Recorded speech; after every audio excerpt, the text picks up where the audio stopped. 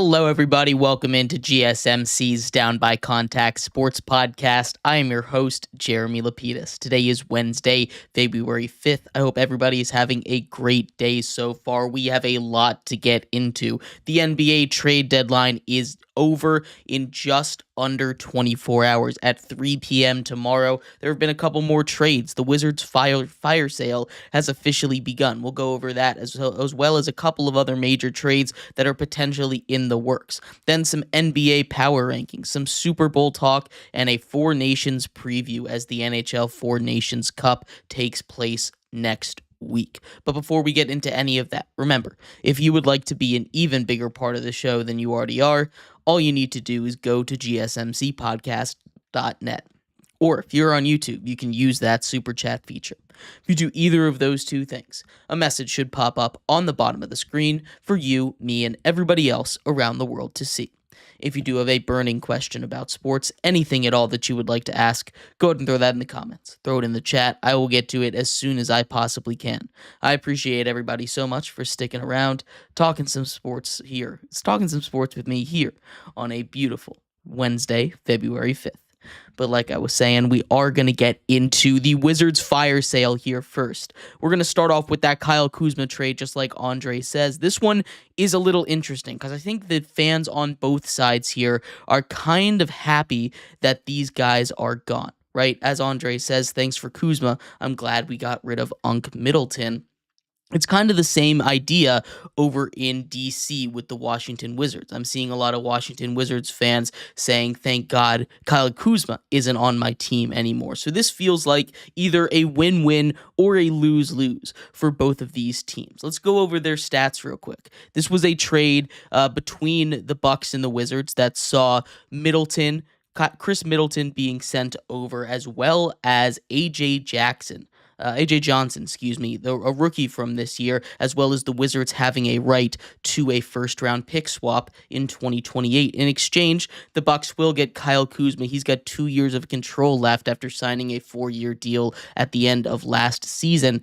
They also get Patrick Baldwin Jr. and the best of the Wizards' second-round picks this year. So this trade isn't that big of a deal in the short term, right? The Wizards needed to make some moves. This is a Wizards team that, to the shock and awe of everybody else around the world in the NBA, is not very good, right? This is a Wizards team that has won 8 games. They've won 2 in a row. They're actually beating the Nets right now, potentially for an all-time win streak of 3 in a row this season, trying to get up to 9 wins. But this is a Wizards team that is not very good. Chris Middleton has a player option at the end of this season, and he's been dealing with his fair share of injuries ever since that finals run. He's dealt with injuries every single season, including this one, where he missed about 20 games to start the year. He came back, and he's been doing okay, I guess. The numbers are pretty comparable. Kuzma's played 9 more games than Chris Middleton has at 32 games to 23. Kuzma averages 15.2 points per game, while Middleton is averaging 12.6. The rebounds, Kuzma's at 5.8 and Middleton is at 3.7. Assists, Middleton has Kuzma's number there, 4.4 to 2.5. But these two just play very different brands of basketball. But the one thing that I do want to point out, and the one thing that makes me think that the Wizards might have won this trade by just a little bit, I do understand making an argument for both sides here, is the shooting numbers, especially this season. Now, we've seen Kyle Kuzma have successful shooting numbers in the past. Kyle Kuzma is a guy that when he was with the Lakers and even last year with the Wizards has been a guy that's been able to make free throws, been able to make his shots, be able to make his threes, but this season he's really struggled. Kyle Kuzma from the field, just 42%. It's 9% worse than Chris Middleton is shooting right now at 51%. He also is just a 28% three-point shooter, which is not what you want to get, especially for a Bucks team that relied a lot on Chris Middleton during their deep playoff runs to be that extra kick-and-shoot kind of guy, that catch-and-shoot guy that they're going to have to rely on Kyle Kuzma to be. But the most alarming number here is the fact that his free throw numbers have dropped so drastically this season. Now, he doesn't get to the free throw line that much. He's only shooting about 3 or 4 free throws per game. But when he does get to the line, he's only a 60% free throw shooter. In his career, he's about a 75% free throw shooter. The number has dropped drastically. Now, I think a change of scenery is going to do wonders for him. I really do, because we've seen him be successful. We've seen Kyle Kuzma be successful in the past. Again, being one of those big pieces for the Lakers in their championship run in 2020.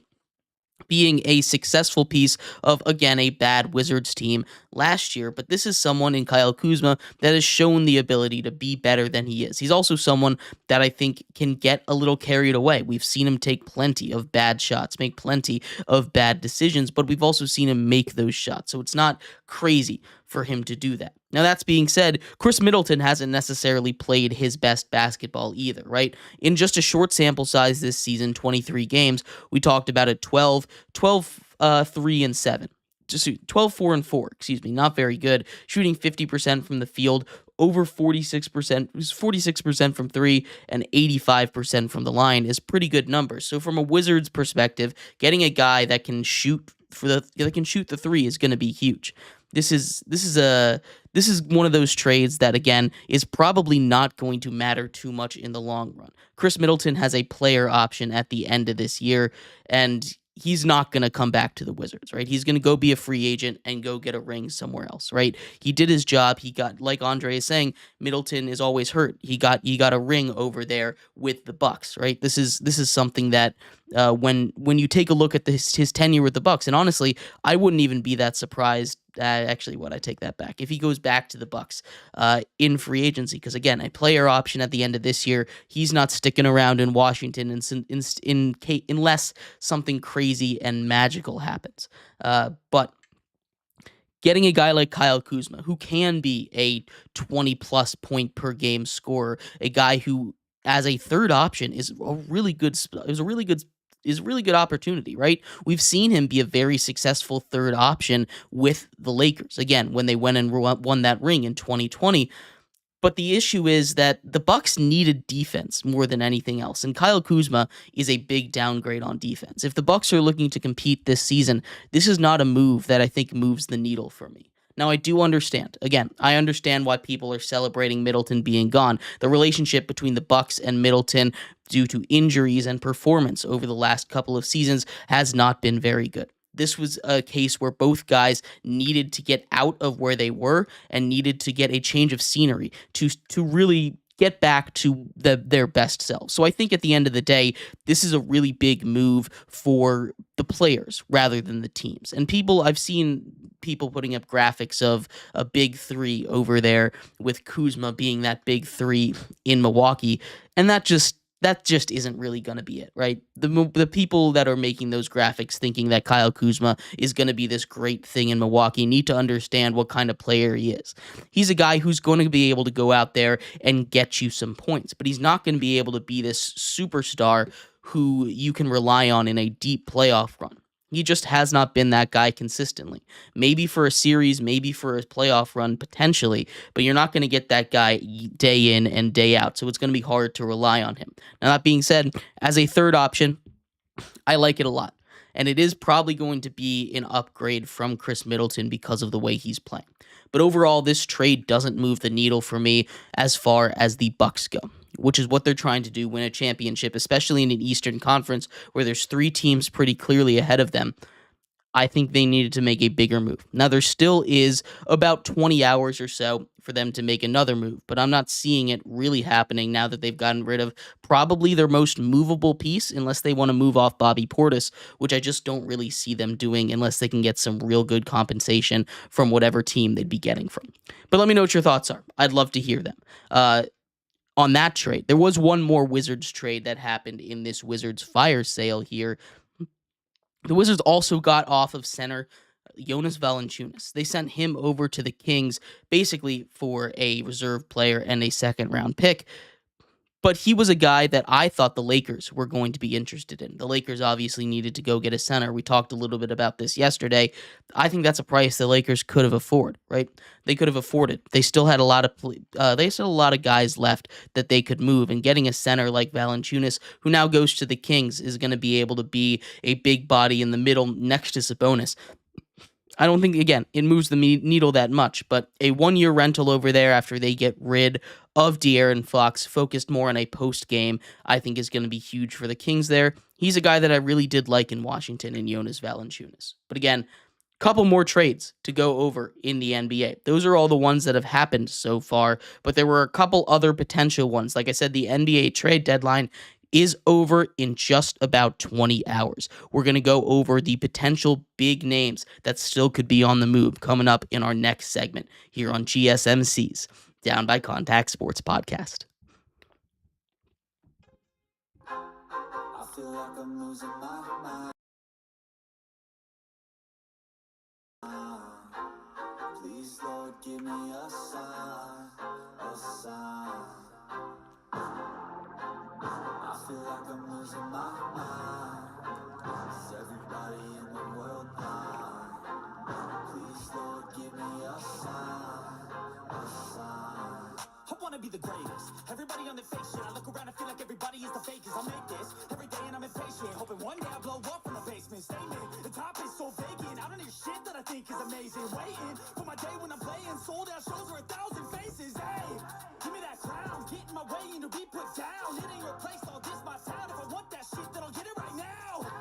I'm losing it, the news it fits. I'm losing shit, a stupid myth. You choose to live or choose to dip. You choose to fight or lose your grip and lose a gift. Oh, I feel like I'm losing my mind.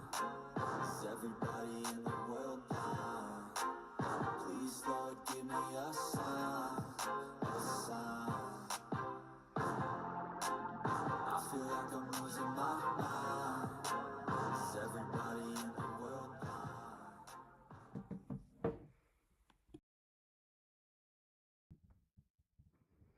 Welcome back to GSMC's Down by Contact Sports Podcast. I am your host, Jeremy Lapidus. Today is Wednesday, February 5th. If you were just tuning in, we just finished going over the Wizards' fire sale, moving off of Kyle Kuzma, sending him to the Bucks, and Jonas Valanciunas as he is sent cross-country to Sacramento to play for the Kings. There's still more to be had as the NBA trade deadline is less than 24 hours away, tomorrow at 3 p.m. We're going to go over all the big names that still potentially could be moved, what they could be moved for, and what the big rumors around the NBA are in just a second. But before we do that, remember, if you would like to be an even bigger part of the show than you already are, all you need to do is go to gsmcpodcast.net. Or if you're on YouTube, you can use that super chat feature. If you do either of those two things, a message should pop up on the bottom of the screen for you, me, and everybody else around the world to see. If you do have a burning question about sports, anything at all that you would like to ask, go ahead and throw that in the comments. Throw it in the chat. I will get to it as soon as I possibly can. I appreciate everybody so much for sticking around, talking some sports with me here on a beautiful Wednesday, February 5th. But like I was saying, we are going to get into some other trade deadline news. No other trades have been posted that we have not talked about yet, but there are some potential massive moves still to be made. Now, this was a deadline that just last week was promising to be one of the quieter ones in a very long time. No massive buzz outside of Jimmy Butler, and then everything hits the wall, right? Luka Doncic gets traded and everything starts to explode. Now, that in and of itself would have been massive. Then we have a De'Aaron Fox trade, and then some smaller ones to go with it. But there have been a lot of big names moved, and more names start to pop up as the trade deadline continues to get closer and closer to the buzzer, namely Kevin Durant and Jimmy Butler. Now, Jimmy Butler has been in these trade talks for over a month at this point. He has been very vocally unhappy with the way that he's been with the Heat. He wants out. He's not going to play. They suspended him indefinitely, so he's probably not going to play again. But the issue with Jimmy Butler is there have been rumors of trades that he himself have shut down. The Warriors have pulled themselves out of the Jimmy Butler sweepstakes because Jimmy Butler himself said he would not sign with them. And I'm sure that has happened with more than just the Warriors, but that is one where the trade was ready to happen. The Warriors have been very loud about trying to get a co-star for Steph Curry. And the fact that Jimmy Butler is not into that and the fact that he continues to throw his tantrums is why he, in my opinion, is not going to get moved. Now, at this point, there are not a lot of other options for him. A big one that came through this morning from Brian Windhorst at ESPN. He went in there and he said, this is going to be, and if the trade that he puts out there happens, it would be one of the biggest trades in NBA history, just by sheer size. A 3, 4, 5 team trade potentially involving Kevin Durant, Jimmy Butler, and more. Now, the original idea floated out there has been shut down by Kevin Durant because Kevin Durant is not interested in returning to the Golden State Warriors. He said himself that Kevin Durant would either go to the Heat or stay in Phoenix, which is setting up very nicely for Jimmy Butler to go to the place that all along he seemingly has wanted to go in Phoenix, play alongside Devin Booker and Bradley Beal and Kevin Durant. Whichever one of those is going to get traded for him, he'd be able to play with the other two. Now, he wants out of Miami. Kevin Durant wants to go to Miami. This, in and of itself, seems pretty good. You get the contracts to work. You're obviously going to need a little bit more. The Heat are going to have to give up more than just Jimmy Butler because they're not giving up the best player in that trade. But now it just comes down to what the Suns want to do. The Suns spent a lot of time, a lot of energy, a lot of money to get this team together the way it is. And it has not worked out. It simply has not, right? There's no world where this team worked out because the play styles of their stars just did not mesh together, right? You have 3 guys who are scorers. You have Bradley Beal and you have Devin Booker, who are basically the same archetype of player. One of them they each play different positions. So you can have them out there, but you're going to lose a lot on the defensive end. And Kevin Durant, for amazing as he is, he's not really a guy that's going to be a main ball handler kind of person. He can do it, but that's not the ideal role for a guy like Kevin Durant. He's a guy that you don't want to have bringing the ball up and down the court because he just does everything else so amazingly. But Kevin Durant has fit in well with the Suns. He's been that star player. He's been that main person that we look at, that we go to. But there's not too much. There's not too much around this exact trade that's seemingly going on. Again, probably one of these two names is going to get traded, and I wouldn't be surprised if they got traded for each other. And that's the only way that I really see it happening. That's really the only way that I see these two guys getting moved. If these guys end up getting moved, it's going to be a Heat to Suns with some kind of middleman team in the middle, because both Jimmy and KD have shut down talks to go to the Warriors. Now, the Warriors still looking to go and get another star. They've contacted people all the way down the list as far as Bobby Portis, which I'm not sure how much he would fit in that team, but trying to get a package combining Andrew Wiggins and a couple of other things is their best look right now. And they've tried that. Apparently, they had a package with Jimmy Butler. Again, Jimmy Butler shut that down. So I don't really know where they're going to go next. But these two are the next to watch. Outside of that, the NBA trade deadline has seemingly wrapped up. And I know we talked about it being a quiet deadline earlier on in this segment. It still kind of was. I know outside of outside of that Luka and De'Aaron Fox trade, which we haven't seen Luka play yet, but seeing De'Aaron Fox and that Wemby combo is going to be really good. They've played, honestly, I don't think I haven't seen them play together yet, but their play style is going to mesh really well together, right? These two guys having a main guard for Wemby is going to do so much for that Spurs team, who are fighting to find a way into the playoffs. They're not too far out in a very competitive Western Conference. But taking a look at the names that have been traded, it wasn't a rapid fire amount of trades, right? The 3 big names was obviously outside of the Luka trade. It was De'Aaron Fox, Zach LaVine, and Kyle Kuzma were the 3 big names. So you look at those and you think outside of this one historic trade, which of course there's always that's going to be the big story for this trade deadline. But the overall thought of this trade deadline, assuming that KD or Jimmy Butler stay pat, which at this point it's looking like they might. Again, just about 20 hours left. I don't really see a big deal coming through with the Miami Heat. I think this is just going to be the end of the trade deadline. But let me know what you think. I don't think another deal gets done. I think it's just too much work, and I think having Jimmy Butler find a home that both he and the Heat are happy with is just not going to work out. But I'd love to hear your thoughts. We're going to take a quick break. When we come back, we finish up our NBA talk with some power rankings. We go through every single Wednesday, all 30 teams, rank them 1 through 30. We'll be right back with that here on GSMC's Down by Contact Sports Podcast. Looking for your daily fix of sports talk without having to pay for it? GSMC Sports Network is available on YouTube. Just search GSMC Sports Network. Get your fix of daily sports talk shows on YouTube. Absolutely free. NFL, college football, NBA, MLB, MMA, UFC, fantasy football, and so much more. GSMC Sports Network has shows running all day long, with new sports shows starting every 2 hours. Just like on your favorite cable sports channel, except GSMC Sports Network is absolutely free. Just search GSMC Sports Network on YouTube to catch one of your new favorite shows, like the GSMC College Football Podcast, Chip Shot Football Podcast, Hoops and Heels Women's Sports Podcast, GSMC Basketball Podcast, and so many more. Check it out for yourself. GSMC Sports Network, now available on YouTube absolutely free. Search GSMC Sports Network on YouTube right now.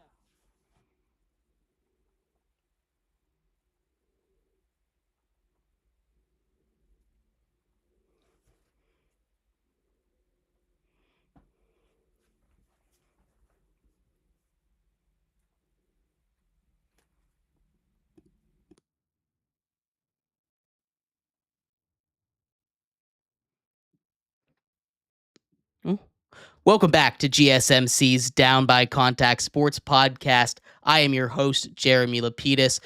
If you were just tuning in, we just finished going over a couple potential moves, but as Gen Z says here, there is some breaking news, and we're going to scrap our next segment, or at least push it back here for a second.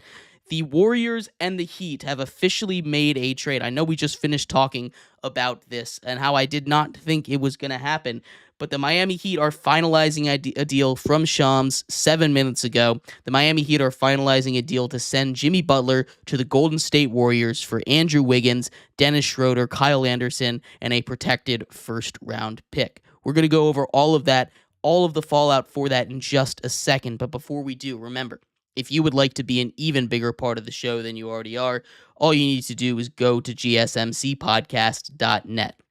Or if you're on YouTube, you can use that super chat feature. If you do either of those two things, a message should pop up on the bottom of the screen for you, me, and everybody else around the world to see.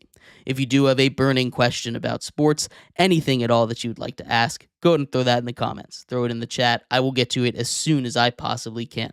I appreciate everybody so much for sticking around, talking some sports with me here on a beautiful Wednesday, February 5th. And it's my favorite thing, guys. We have some breaking news. We've got some breaking news, right? The Heat have officially traded Jimmy Butler, something that honestly I did not have confidence they were going to be able to get done. But right before the buzzer, just about 18 and a half hours before the trade deadline is up, they find a new home for Jimmy Butler, sending him over to the Warriors in exchange for a whole haul of players, centering around Andrew Wiggins, Dennis Schroeder, who they traded for from the Nets earlier on this season, a massive get for them to be able to flip him after giving up, honestly, not too much for him earlier on, but to be able to flip him as a guy that was supposed to help them. They get that true second star now. Now you get a pseudo big three with Steph Curry, Jimmy Butler, and Draymond Green. I know Draymond Green kind of a weaker link there, and Jimmy Butler has not played basketball in a little while, but Jimmy Butler is a guy that has shown the ability to turn it on at any point throughout the season. We've seen him show up huge in the playoffs, and for a Warriors team that has really struggled, for a Warriors team that has come out the gates at about 500. Now, obviously, they started the season as one of the hottest teams in basketball, but a couple injuries really shut them down, really slowed down what they were getting. But let's look at this return for the Heat, right? Before we get into Jimmy Butler and the Warriors, obviously, it's a win for the Heat just to be able to move off of Jimmy Butler at all. The position that he put the Heat in terms of negotiating a trade for him was awful. He tanked his own value immensely. The Heat had a lot of trouble getting rid of him. He made it harder on the Heat themselves. And on top of that, Jimmy Butler has agreed to a new 2-year, $121 million extension. That news also just breaking. So the thing that was the deal breaker before has been fixed by Jimmy Butler. I bet, honestly, there was a report earlier this week that the Golden State Warriors were out because Jimmy Butler was not going to sign an extension.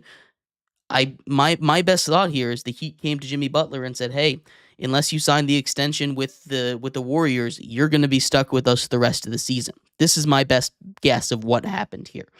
But now we get to see him team up with Steph Curry. And this is going to be a true last hurrah for the Warriors. They've got a lot of ground to make up. The Warriors sitting at just around 500 right now. They need this trade to kick into high gear quickly. A lot of teams in the West made their teams better, right?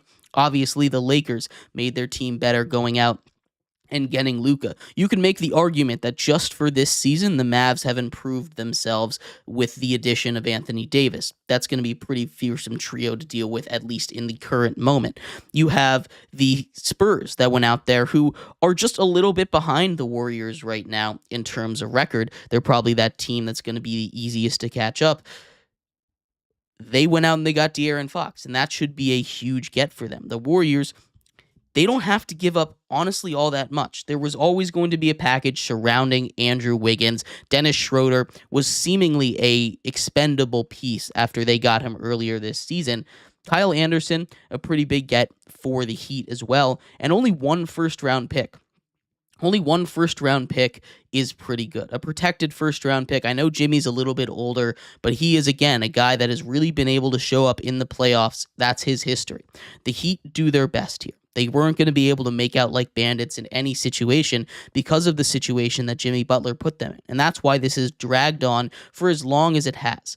This is why it has continued to be an issue for as long as it has in this season. We've seen this saga go on for just under a month now, or just over a month. That happened right before the new year, where he had his press conference. He's been suspended 3 times.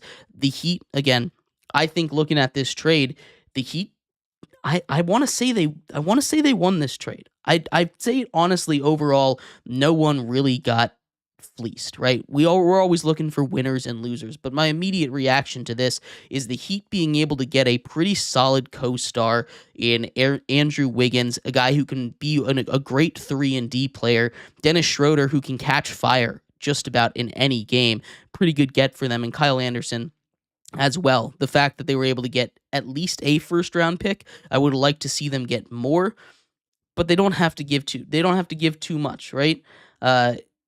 The Pistons also getting a little bit in there as being as far as being facilitators. They're getting Lindy Waters III and Josh Richardson from the Heat. So I think in this one it was a pretty fair trade, at least in my right off the gate assessment. I'm not seeing anything that's saying either team really won this trade by a lot. But the Warriors, they get their star.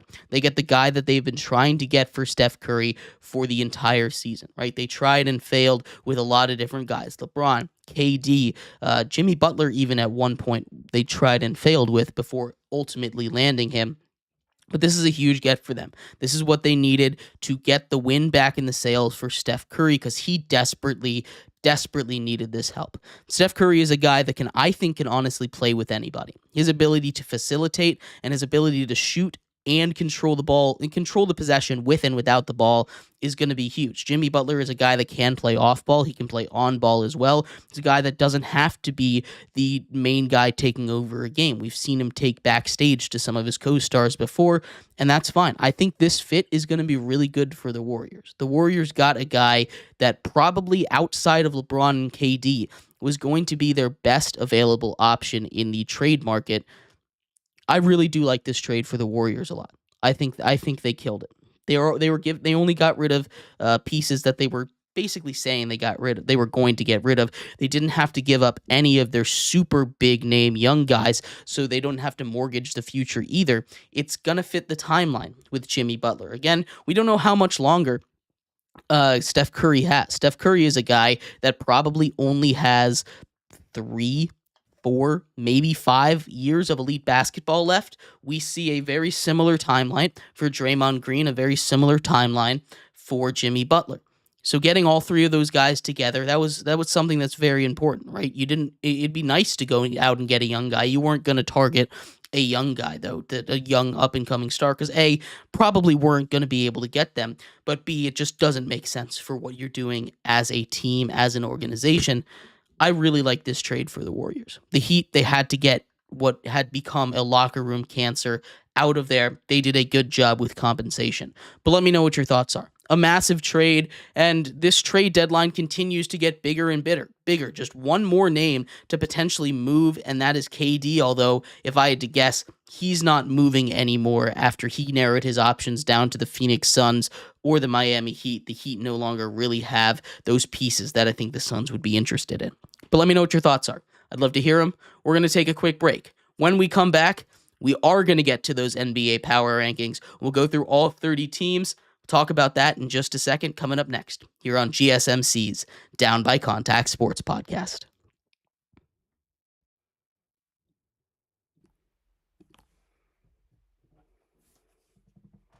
For the best and latest podcasts available anywhere, go to the podcast app on your cell phone and type in GSMC to access free content-rich podcasts on health and wellness, book reviews, sports, entertainment, relationships, social media, movies, technology, finance, and even weird news.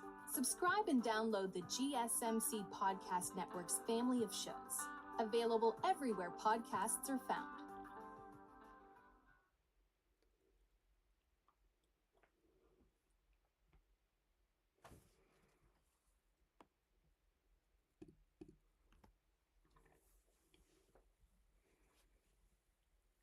For the best and latest podcasts available anywhere, go to the podcast app on your cell phone and type in GSMC to access free content-rich podcasts on health and wellness, book reviews, sports, entertainment, relationships, social media, movies, technology, finance, and even weird news.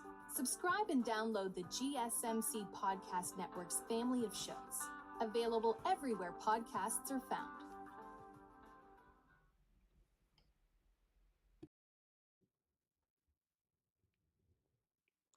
Welcome back to GSMC's Down by Contact Sports Podcast. We just finished talking about the Jimmy Butler trade. Now, I did get a couple things wrong because this is a developing story. It has gone from a 2-team to a 3-team to now a 5-team trade as Dennis Schroeder heads to Utah and Kyle Anderson heads to Toronto as a part of this trade. This now includes the Detroit Pistons, the Utah Jazz, and, of course, the Toronto Raptors, and of course the Miami Heat and the Golden State Warriors. That is a massive trade. The most amount of teams I have seen in a trade, potentially in NBA history. A 5-team trade is insane. It's hard to imagine all the workings, and there's no reason why a 5-team trade would be easy to get done. We'll see the full details, and I will continue to update you as our show goes on. But in this segment, we have to get to our NBA power rankings. Before we do that, though, remember, if you would like to be an even bigger part of the show than you already are, all you need to do is go to gsmcpodcast.net.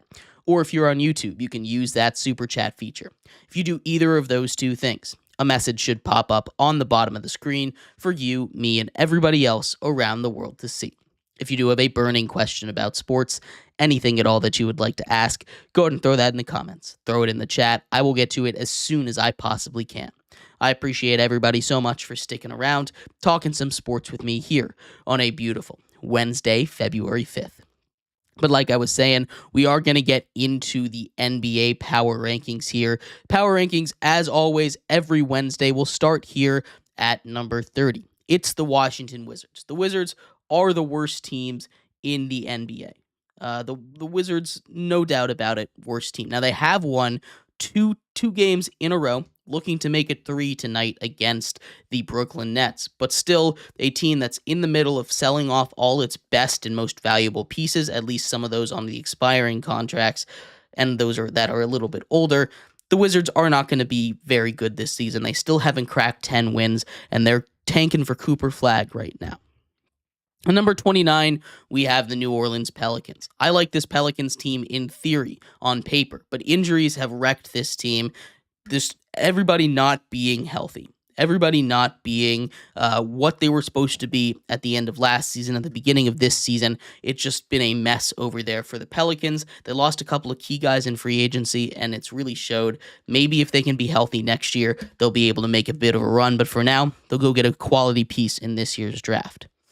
At 28, we got the Charlotte Hornets. Charlotte Hornets have now lost 3 of 3 games against the Washington Wizards.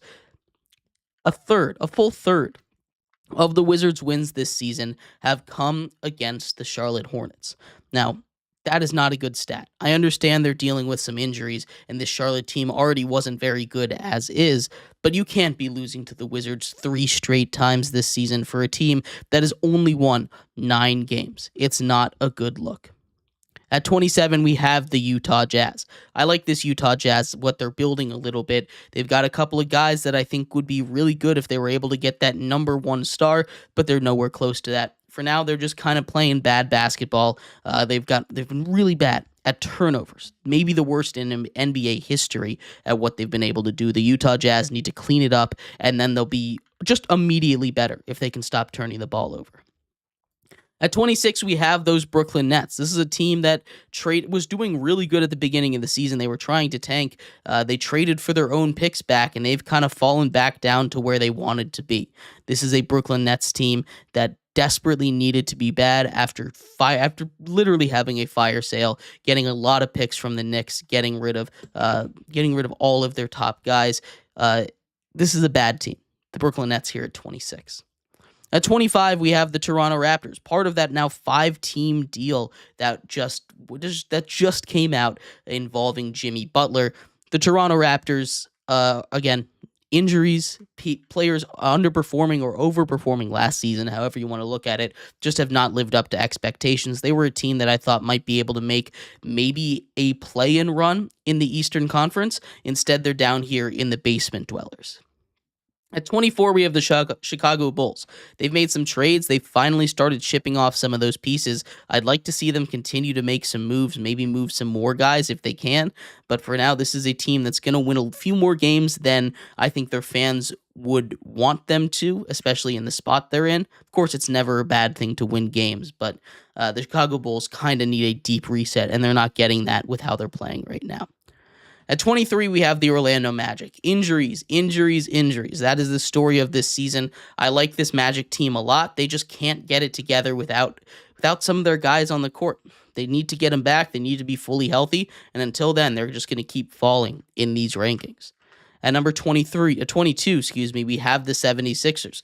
Injuries have been a big story this season, but they've started to get a little bit healthier, right? We finally saw Joel Embiid come out last time against the Dallas Mavericks. They went out there, won a close game.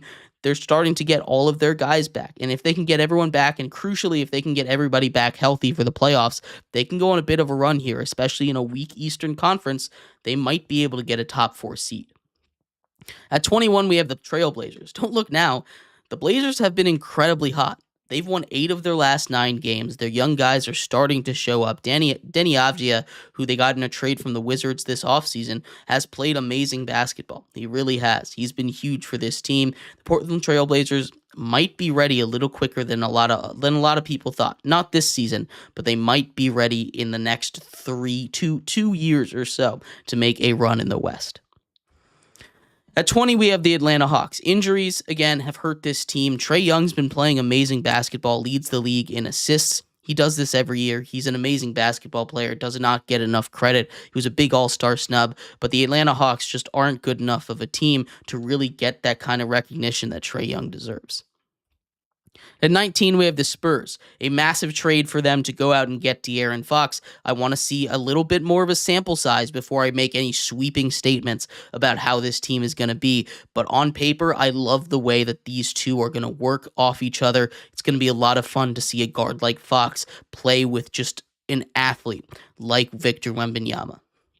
At 18, we have the Pistons. Kind of a massive, maybe the biggest year-to-year improvement that I have seen in a very long time. Cade Cunningham makes an all-star game. He still doesn't have a lot of help around him. If they can get him help, especially with the way that they were able to improve this season with just the addition of Tobias Harris, this is a team that could be really dangerous for a long time. At 17, we have the Warriors, and honestly, we might have to move them up a little bit. Again, this list was made an hour or two ago, so it was not fully updated for the Jimmy Butler trade. Honestly, I'd probably move them up to about spot 14 with that Jimmy Butler trade. I really like that addition for them. That's going to be a really good spot, a really good duo with Jimmy Butler and Steph Curry. I like the way their games play together, and I'm excited to see what he can do when he gets to the Bay Area. At 16, we have the Phoenix Suns. They're probably going to stand pat here at the trade deadline, at least with their three big stars, and that's not what a lot of Phoenix fans wanted to hear. A lot of them were expecting to get some Jimmy Butler news down the pipeline. Instead, they're just there sitting with what they got, which what they got isn't bad, right? This is not a bad necessarily team, right? They just have a lot of holes. Commando's Striker says, didn't Steph and Kerr voice their concern that Jimmy is not a fit for this team? Potentially they did. I think that might be because of all the off-the-court stuff. I really do like the way that, in theory, these two guys could play off each other. Steph Curry is a guy that can control the possession. We talked a lot about this in the last segment. Steph Curry is a guy that can control the possession with and without the ball. Jimmy Butler doesn't need the ball in his hands at all time to be effective, and Jimmy Butler's ability to take over in the playoffs, I think, is going to be huge, especially with the fact that Steph is such a great creator. I think he can play with just about anybody. That's a really rare specimen, a really rare archetype that Steph Curry has, and because of that, I think he can play with anyone, and adding a guy like Jimmy Butler is going to be huge for them. And I think that's why the Warriors had the dynasty like they did, because Steph can play with anybody. But at number 15, we have the Dallas Mavericks. I didn't punish them too much for that Luka trade. Obviously, the future, it's not looking good, right? This shortened their timeline from a window of about 10 years to a window of about 5 years, if we're being generous right now, right?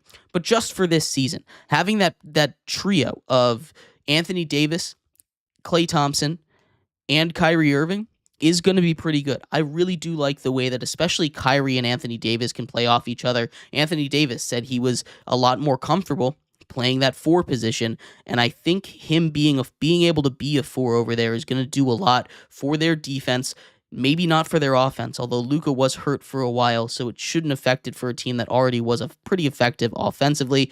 I think this team could be dangerous in the West this season, but I don't like the way that this team is built for the future now. Of course, I still don't think that was a good trade, but I do think in the right now, if we're looking at the Mavericks, it's not necessarily the worst thing in the world.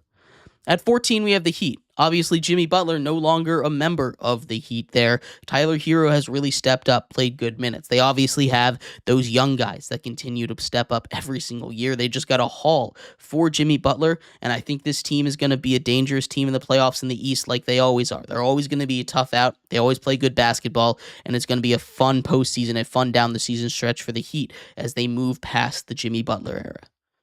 At 13, we have the Milwaukee Bucks. They made a trade of their own. I don't think it's really going to affect them too much. A lateral move. Kyle Kuzma has always showed up whenever he gets traded. He always changes scenery, always tends to do him well, and I think it's going to do the same thing in Milwaukee. To the extent that I think they'll be a contender, no, I don't think that. But I do think that the fact that they were able to get a guy that can be just a firecracker, can catch fire at any point, can just drop 30 to 40 points in any given night is going to be huge, especially if you can get a tick back up for his shooting numbers that have been the worst in his career this year. At 12, we've got the Kings. They've made a bunch of moves, right? But I think they're still playing good basketball. They got Jonas Valanciunas on the inside. They've got a lot of guys that can play together pretty well. We've seen DeMar DeRozan play with Zach LaVine before. That was a pretty good combo. Throwing a guy like Domantas Sabonis in there, you're just taking the onus out of the guards and onto the forwards instead. So you're going to have to sacrifice a little bit up top, but you've still got a lot of really good shooters on this team, and I think they'll be kind of the same this season at least. Now, I'd like to see them make a couple more moves, potentially sign some, go with somebody else in free agency in the trade deadline, as they still have a little bit more time and a little bit more resources. But if they stand pat, I think they'll be pretty much the same as they were without De'Aaron Fox. At 11, we have the Timberwolves.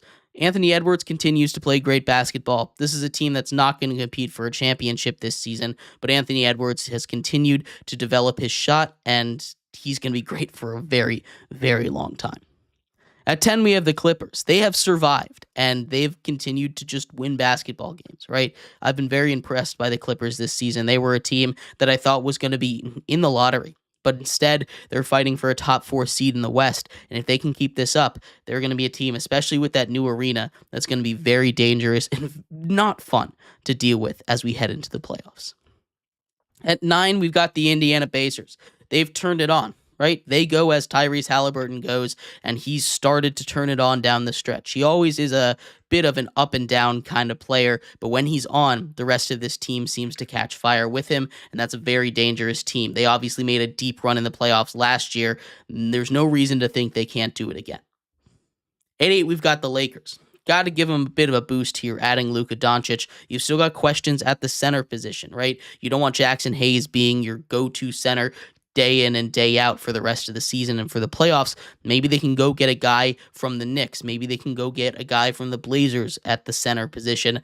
They need to make a move soon, because that's one of those that I think they need to make if they want to get the most out of that Luka-LeBron combo for now.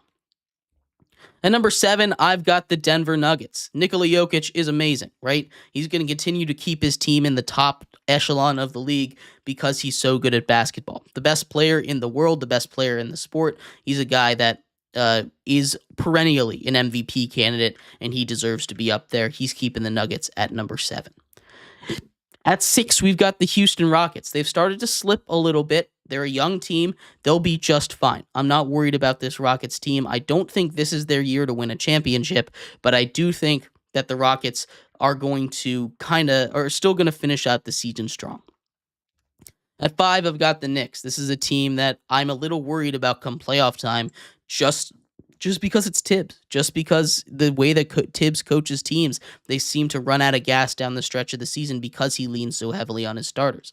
This is a really good team. You've got scorers up and down that bench. They're getting a center back. They're getting a Mitchell Robinson, who's going to be a huge get for them at center, especially defensively.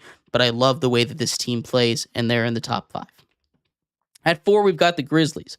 I love this team. I really do. I think they're true title contenders, especially when they're completely healthy. When John Morant is out there and he's playing his best ball, this is a very, very dangerous team. You've got Jaren Jackson Jr., who made the All-Star game. You've got a couple of Defensive Player of the Year award winners on that roster as well in Marcus Smart.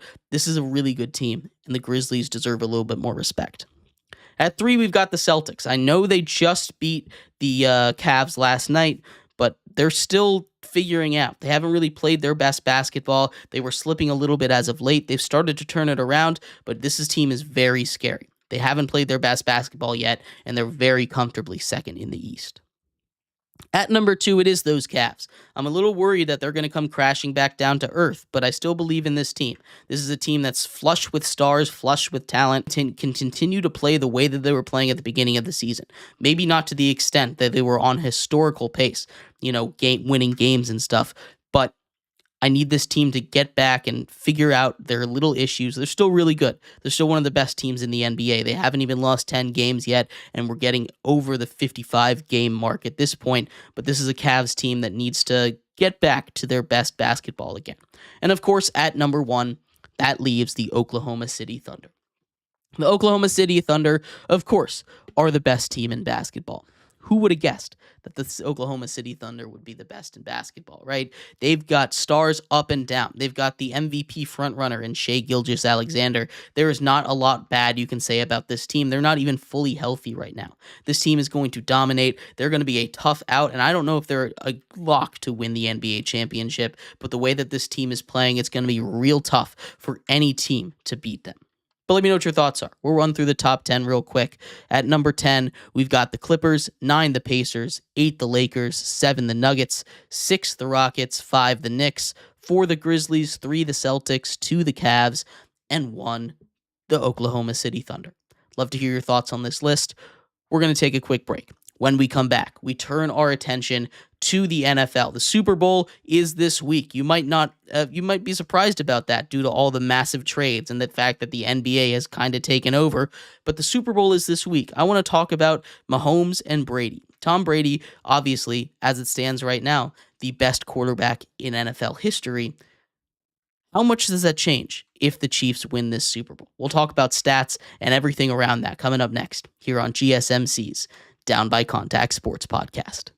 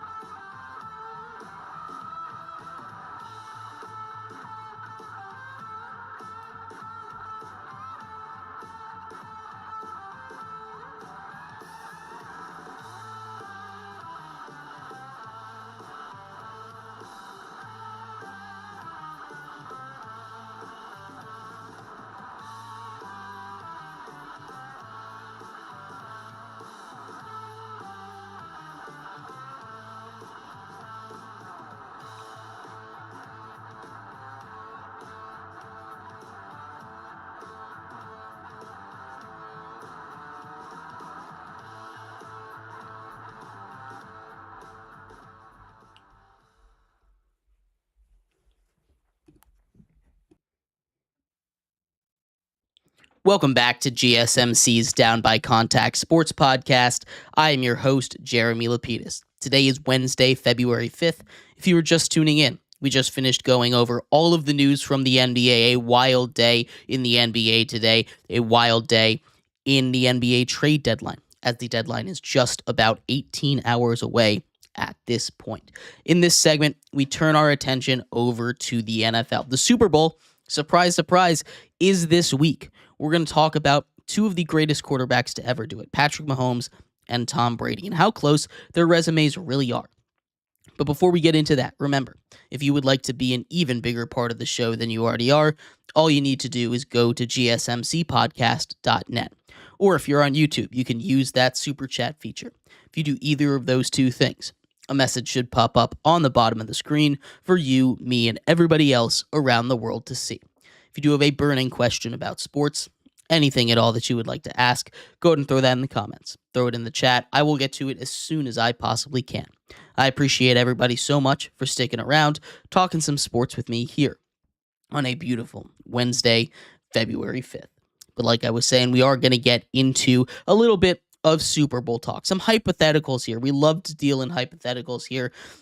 But is it too early to talk about a GOAT debate, right? Is it too early for Mahomes at age 29 to be talked about in the vicinity of the greatest of all time? I don't think he is. And we're going to go off the assumption that if the Chiefs win the Super Bowl, that's what we're doing with these numbers. But before we get to this game, we'll just look at the numbers right now as they stand, right?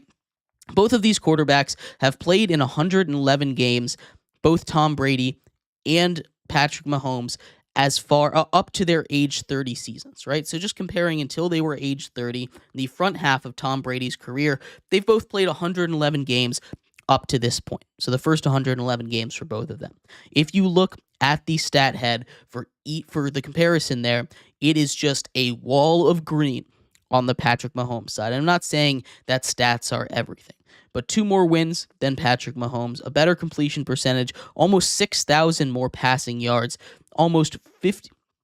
just about 50 more passing touchdowns to go along with almost 10 more rushing touchdowns, fewer interceptions, a better passer rating. You look at just those stats, it makes you think that Patrick Mahomes might be better. And I'm not going to sit here and tell you that it's absolutely 100% true, but that argument is there to be made, right? Even if Patrick Mahomes doesn't win the Super Bowl on Sunday, both of these quarterbacks have 3 Super Bowls to their name before the age of at the age of 30, before the age of 30 in their first 8 seasons in the NFL, right? Patrick Mahomes, if he does win, would be up to 4. 2 MVPs for Patrick Mahomes, one for Tom Brady up to this point in his career. There is not a lot where you take a look at these numbers and you say that it's in the favor of Tom Brady. Now, I understand the main argument here would be longevity, and that's the reason why I'm going to hold off on calling him the GOAT. But the fact that Patrick Mahomes is in these conversations, he's done nothing but succeed. All of the numbers have only been done once before, and he's on the verge of breaking all of them, and it was all done once before by Tom Brady.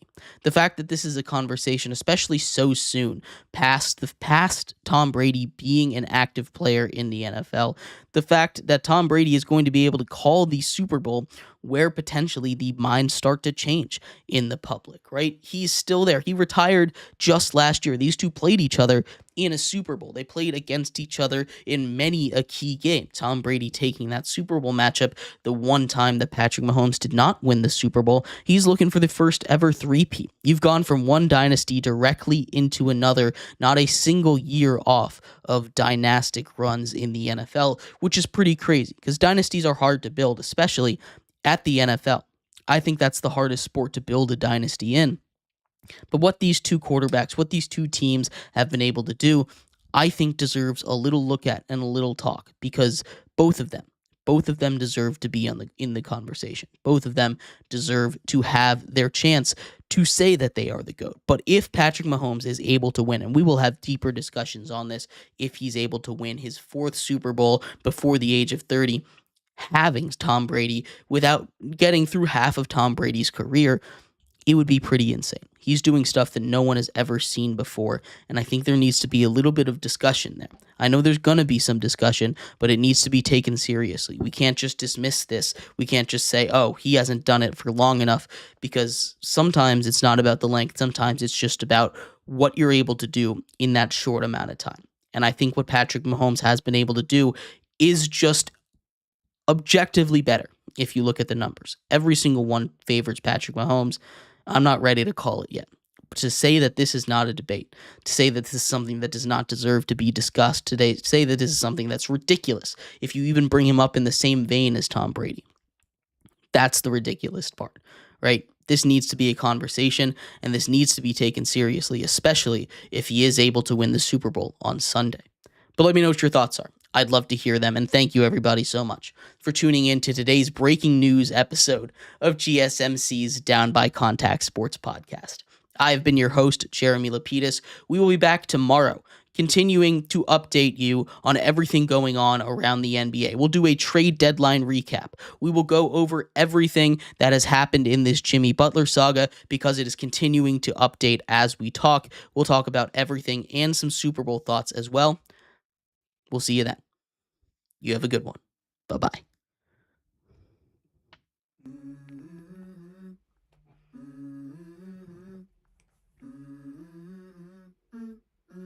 Let's go.